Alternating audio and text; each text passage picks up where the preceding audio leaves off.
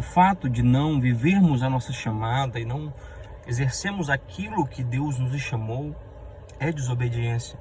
Mas também devemos entender que o fato de fazer aquilo para qual Deus não me chamou também é desobediência.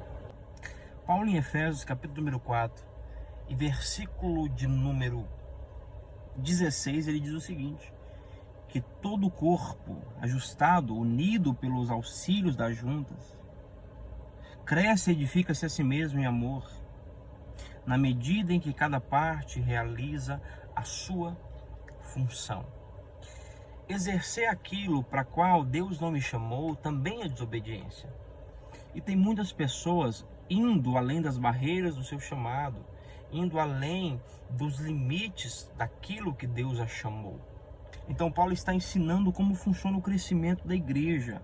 É quando as partes exercem as suas funções. É quando o braço exerce função de braço, perna exerce função de perna. Por isso as igrejas estão sofrendo e não estão crescendo, por falta de sabedoria ministerial. Quando a perna quer fazer a função do braço, isso causa uma disfunção corporal e o corpo fica deficiente, porque a função ela serve para exercer um certo papel, e se ela não exerce, o corpo sofre, a igreja sofre. E isso começa na raiz quando os líderes não ensinam a igreja. Paulo em Efésios capítulo 4, versículo 11, ele diz o seguinte, que Cristo designou alguns para profeta, outros para apóstolo, outros para evangelista, outros para pastores e mestres. Verso 12, com o fim, ou seja, com o propósito de quê? De preparar os santos para a obra do ministério. Os líderes religiosos não estão exercendo a sua chamada de ensinar para a igreja que o crente deve permanecer na função com qual Deus a chamou, de exercer o chamado que Deus o chamou para exercer.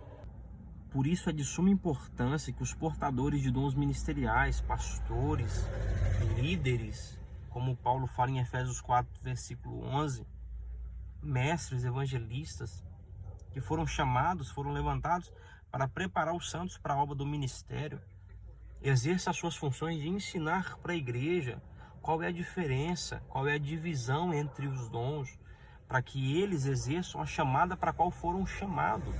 E tem pessoas que não foram chamados para pastorear, que não receberam um dom de ministro, estão pastoreando a igreja, e a igreja está perecendo e pessoas estão morrendo.